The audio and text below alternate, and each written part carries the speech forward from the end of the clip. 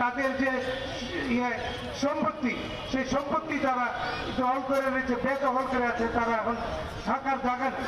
অতএব আমার বক্তব্য যে এই সরকারের প্রতি আমরা আরো আহ্বান সমন্বয় কমিটি যে এই যে সারোয়ার চৌধুরী যিনি রাত দিন এই কি বলে এই দুর্নীতির বিরুদ্ধে সংগ্রাম। জনাব খাদেমুল ইসলাম চৌধুরী আজকের এই মঞ্চ উপবিষ্ট বাংলাদেশের অন্যপ্রিয় শ্রদ্ধা বড় ভাই 69 গণ অভ্যুত্থানের মহানব শহীদ আসাদের সহদর সারা বাংলাদেশের সকল রাজনৈতিক দলের সমর্থনের প্রত্যাশায় একটি দুর্নীতিমুক্ত বাংলাদেশ গড়ার দৃঢ় অঙ্গীকার নিয়ে এই মজলুম সমাবেশ আয়োজন করেছিলাম। কিন্তু দুর্ভাগ্যের ব্যাপার, আজকে 12 দলীয় জোটের প্রধান মাননীয় প্রধানমন্ত্রী চাঁদপুরের সমাবেশের কারণে সকল নেতৃবৃন্দ চাঁদপুর চলে গেছেন এবং 11 দলীয় জোটের বিরোধী দলীয় নেতা ডাক্তার শফিকুর রহমান রংপুরের সমাবেশের জন্য রংপুর চলে গেছেন। আমি প্রিয় সাংবাদিক বন্ধুদের মাধ্যমে বলতে চাই, এই বাংলাদেশে যারা টিভি স্টেটের দালাল, যারা ভারতের দালাল, এই সুশীল বুদ্ধিজীবীদের মাধ্যমে এই দেশে সবচেয়ে বেশি দুর্নীতি হচ্ছে। এই টিভি স্টেটের দালাল, এই ভারতের দালাল, যারা আমার সাধারণ জনগণকে ধোঁকা দিয়ে এই বাংলাদেশে গাড়ি বাড়ি নিয়ে বিভিন্ন ব্যানারে বিভিন্ন সংগঠনের নামে এই দেশের মুসলিম জনগণের উপরে জুলুম করতেছে, তাদেরকে আমরা অবিলম্বে জনসমক্ষে তাদেরকে আমরা উপস্থাপন করব। আমি প্রান্তীয় দেশবাসীর কাছে অনুরোধ করতে চাই, দুর্নীতিমুক্ত বাংলাদেশ করার জন্য যদি আমার জীবন উৎসর্গ করতে হয়, আমি জীবন উৎসর্গ করার জন্য প্রস্তুত আছি। কিন্তু বাংলাদেশে আর কোনো মাফিয়া সিন্ডিকেট, কোনো দুর্নীতিবাজ এই বাংলাদেশে বসবাস করতে পারবে না। এই বাংলাদেশে যারা মাফিয়া সিন্ডিকেট, যারা দুর্নীতিবাজ, তারা বিগত সরকারের সময় যেখানে দুর্নীতি করেও বিগত সরকারের অবৈধ প্রধানমন্ত্রীর সাথে যোগ সাজসে এই 87% মুসলিম জনগণের হক বঞ্চিত করেছে, মুসলিম জনগণকে তাদের অধিকার থেকে বঞ্চিত করেছে। ঠিক তেমনি ভাবে এই সরকার ক্ষমতায় আসার পরে ওই একই মাফিয়া গোষ্ঠী এই প্রধানমন্ত্রীর সাথে ছবি তোলে, ওই সেনা প্রধানের সাথে ছবি তোলে। এই মাফিয়া গোষ্ঠী এখন নতুন ভাবে আবার সুশীল আন্দোলন করে আপনার বাংলাদেশের মানুষের উপরে শোষণ নির্যাতন করার জন্য নানাভাবে ষড়যন্ত্র লিপ্ত। আপনারা কয়েকদিন আগে দেখেছেন যে টিআইবির ডক্টর ইফতেখারুজ্জামান প্রধানমন্ত্রী তারেক রহমানের সাথে বৈঠক করে বলেছে যে আমরা দুর্নীতির বিরুদ্ধে সমাবেশ করতে চাই। এই টিআইবি একটা ডিবি স্টেট, সেই ডিবি স্টেটের অর্থায়নে একটা ধোঁকা দিয়ে এই ট্রান্সপারেন্সি ইন্টারন্যাশনাল নামে এই বাংলাদেশের মানুষকে শোষণ নির্যাতনের নেপথ্যের তারা অন্যতম কারিগর। আমি দৃঢ়ভাবে ঘৃণা করি এই ইফতেখারুজ্জামানের বিরুদ্ধে। এই ইফতেখারুজ্জামান দুর্নীতির বিরুদ্ধে জাতীয় সংস্কার কমিটির চেয়ারম্যান ছিল, তখন সে কি দুর্নীতি বলে কি ভূমিকা রেখেছে। তাই আমি মাননীয় প্রধানমন্ত্রীর উদ্দেশ্যে বলতে চাই, এই ধরনের ধোঁকাবাজ, ওই যে সুজনের মদিউল আলম মজুমদার সিনিয়র বাটপার, এই সিনিয়র বাটপার অবৈধ সরকারের বিগত দিনে কোটি কোটি টাকা আত্মসাৎ করেছে। এখনো সে নানাভাবে এই সরকারের সাথে যোগ সাজস করে কোটি কোটি টাকা আত্মসাৎ করার ধারণায় বসে আছে। তাই এই ধরনের যারা নাকি বিভিন্ন সংগঠনের ব্যানারে বাংলাদেশের মানুষকে ধোঁকা দিয়ে এই মুসলিম জনগোষ্ঠীর হক যারা বঞ্চিত করতেছে, তাদের বিরুদ্ধে এই পবিত্র শহীদ মিনারে মহাসমাবেশ করবো ইনশাল্লাহ। যদি বর্তমান সরকার এবং বিরোধী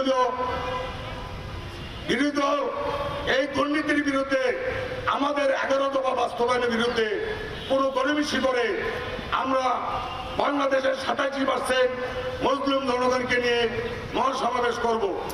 আমরা কোনোভাবেই কোনো দুর্নীতিবাজকে ছাড় দিব না। এটা আমাদের সংবিধানে অধিকার দেওয়া আছে দুর্নীতির বিরুদ্ধে কথা বলা। তাই আমি প্রাণপ্রিয় দেশবাসীর কাছে উত্তপ্ত আহ্বান জানাবো, আমি জীবন দেওয়ার জন্য প্রস্তুত। আপনারা আমার পাশে থাকেন। ওই যে আমার পাশে বসবাস করে আমার ধানমন্ডিতে এই বাংলাদেশের সবচেয়ে বড় মাফিয়া, ওই ফেসবুকের মুস্তফা কামাল 17 ফিট উঁচু ওয়াল করে কাশিম বাজারে কুটি বানিয়ে তার মেয়েদেরকে নিয়ে বসবাস করে। ওই বাড়ি আমরা ঘেরাও করব। ওই ফ্রেশের মুস্তফা কামালের 71 টিভি আমাদের অনুষ্ঠান বর্জন করে, আমরা 71 টিভি আমরাও তাদেরকে বর্জন করব। কিভাবে 71 টিভি চালায়, কোন আইনে চালায়, সেইটু আমরা মোকাবেলা করব। আর ওই যে বসুন্ধরা চ্যানেল 24, নিউজ 24, এই তারাও আমাদের এই দুর্নীতির বিরুদ্ধে সমাবেশে কোন রকমের মিডিয়া কভারেজ করে না। এই মাফিয়া সিন্ডিকেট থেকে, এই মাফিয়া সিন্ডিকেট, এই দুর্নীতিবাজ অসৎ যারা এই জনগণের হাজার হাজার কোটি টাকা লুটপাট করে জামায়া করে বিভিন্ন সরকারের সময় যারা দালালি করে এই মুসলিম জনগোষ্ঠীর টাকা আত্মসাৎ করতেছে, সেই গ্রুপগুলিকে এই বাংলাদেশে আমরা জনসমক্ষে তাদের চরিত্র তুলে ধরব। প্রজন্মতে তাদের বাড়িঘর ঘেরাও করে আমরা বিচার করব। জনতার আদালতে তাদের বিচার হবে। তাই আপনাদের কাছে আবার আহ্বান, আপনারা এই বাংলাদেশকে একটি দুর্নীতিমুক্ত রাষ্ট্র করার জন্য দুর্নীতি বিরোধী জাতীয় সমন্বয় কমিটি মুক্তির সনদ 11 দফার পক্ষে আপনারা সমর্থন করেন। ইনশাআল্লাহ এই বাংলাদেশ আমরা মহান মুক্তিযুদ্ধের মাধ্যমে আমরা স্বাধীন করেছি, রক্ত দিয়ে আমরা স্বাধীন করেছি। এই বাঙালি বীরের জাতি, এই বাঙালি কখনো পরাভব মানে নাই, কখনো হার মানে নাই। আলেকজান্ডার দ্য গ্রেট এই বুড়িগঙ্গার তীরে দাঁড়িয়ে বলেছিল যে একবার পানি দেখি পূর্ব দিকে যায়, আবার পানি দেখি পশ্চিম দিকে যায়, আমার তাড়াতাড়ি দিল্লি নিয়ে চলো, আমি এই দেশে আর অবস্থান করতে চাই না। অতএব আমরা ইরানের চেয়ে শক্তিশালী রাষ্ট্র এই বাংলাদেশ, এই বাংলাদেশ কখনো ভারতের নতুদারু নীতি অবলম্বন করবে না। ভারতের মুখ্যমন্ত্রী পশ্চিমবঙ্গের শুভেন্দু অধিকারী যেইভাবে আমাদের স্বাধীনতা, আমাদের সার্বভৌমত্বকে আঘাত করে কথা বলেছে, আমি তার তীব্র নিন্দা জানাই। এবং এই শুভেন্দু অধিকারীকে যদি অবিলম্বে তার যদি বিচার ভারত সরকার না করে, তাহলে ভারত সরকারের বিরুদ্ধে আমরা বাংলাদেশের ভারতীয় হাই কমিশনার ঘেরাও করব। আমরা কোনো রকমের কোনো ছাড় দেব না। আমরা বুকের রক্ত রাজপথে ঢেলে দেব, আমরা বুকের রক্ত রাজপথে ঢেলে দেব।